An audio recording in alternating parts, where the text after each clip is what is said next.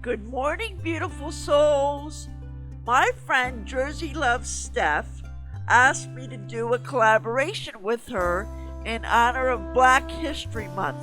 And what we're going to do this month is we're going to read children's books.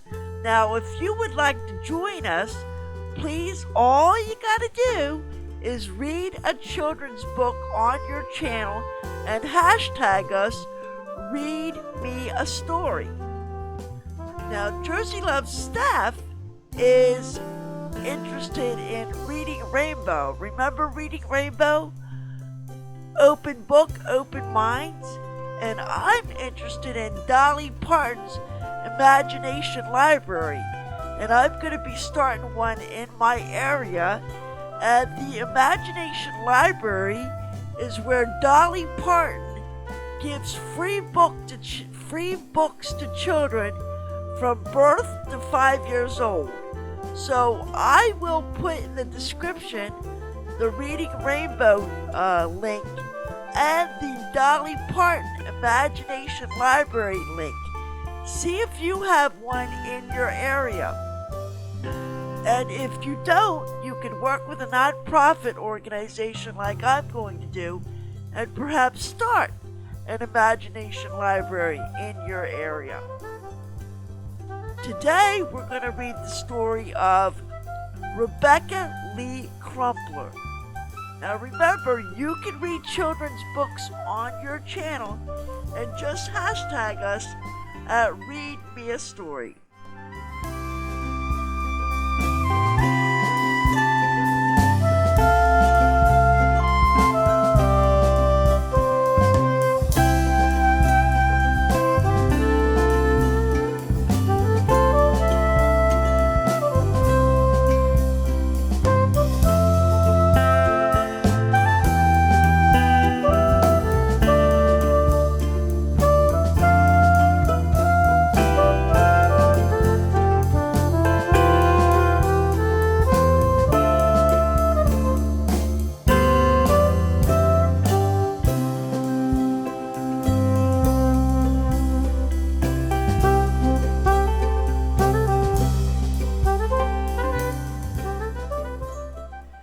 This is a children's book reading about Dr. Rebecca Lee Crumpler. Making the grade. Have you ever wanted to help someone but didn't know how?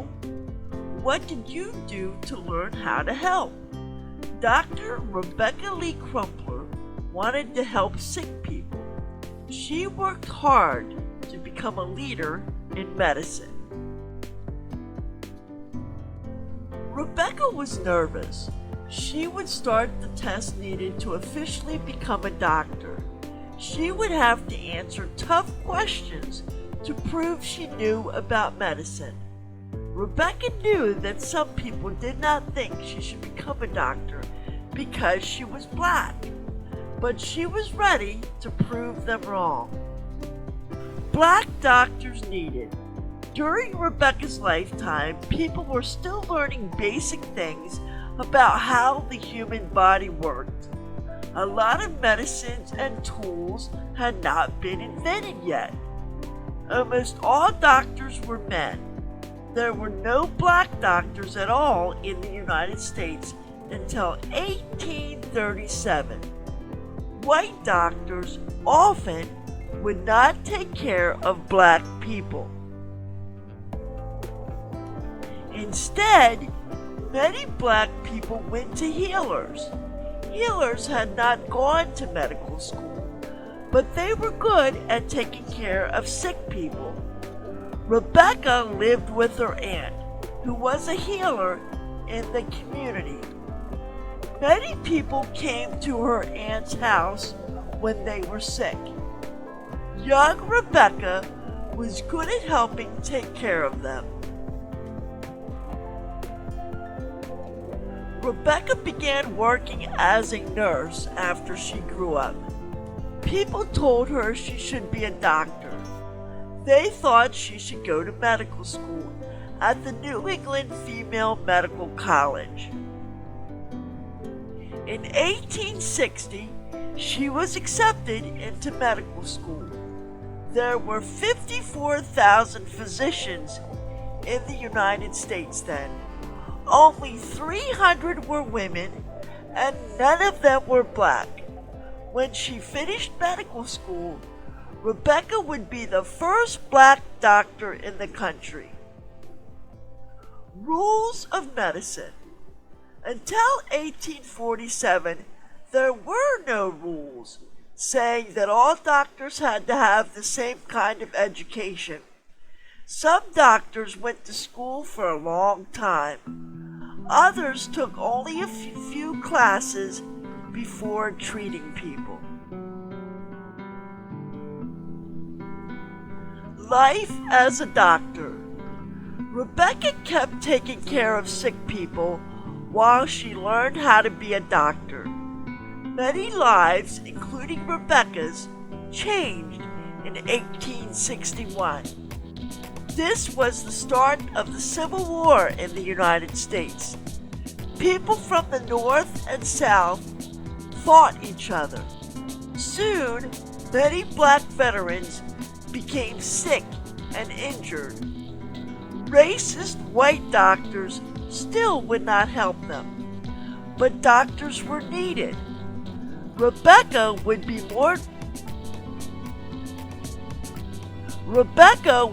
a more important leader than ever.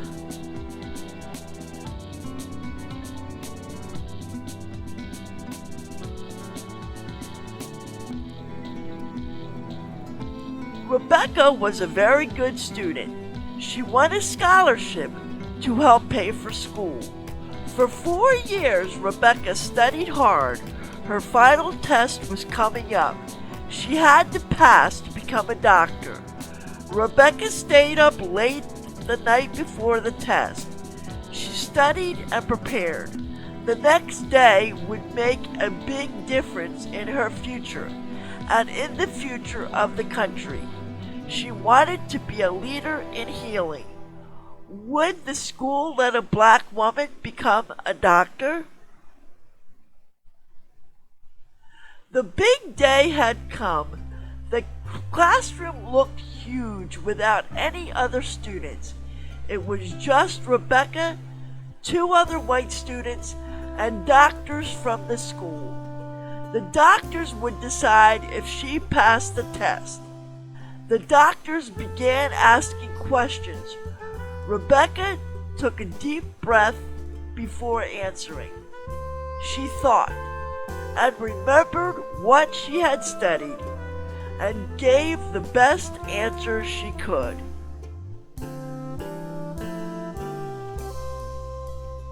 The doctors were not sure that Rebecca should pass the test. Some of them said she did not learn quickly enough.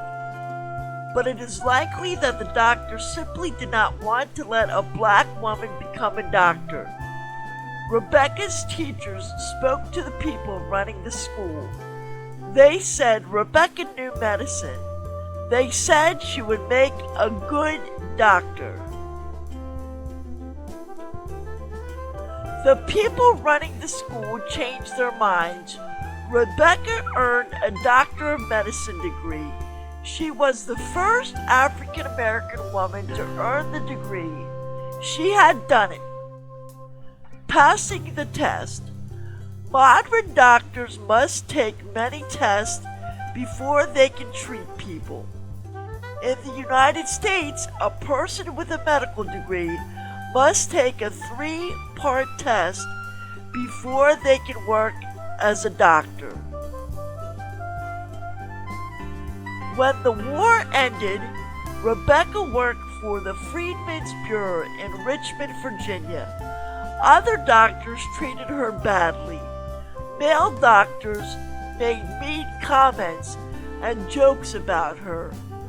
When she ordered medicine at the pharmacy, the people working there ignored her. But Rebecca did not stop. She was going to heal people. Rebecca went to work in Boston, Massachusetts. She mostly treated women and children. She took care of many black patients. She taught them about prevention so they could avoid getting sick. Rebecca put all her notes and ideas about medicine in a book. A book of medical discourses was one of the first medical books written by an African American. People remembered Rebecca long after she died. A group called the Rebecca Lee Society of Women in Medicine was made to help African American women working in medicine. Today, many people continue to honor Rebecca as a caring doctor and leader.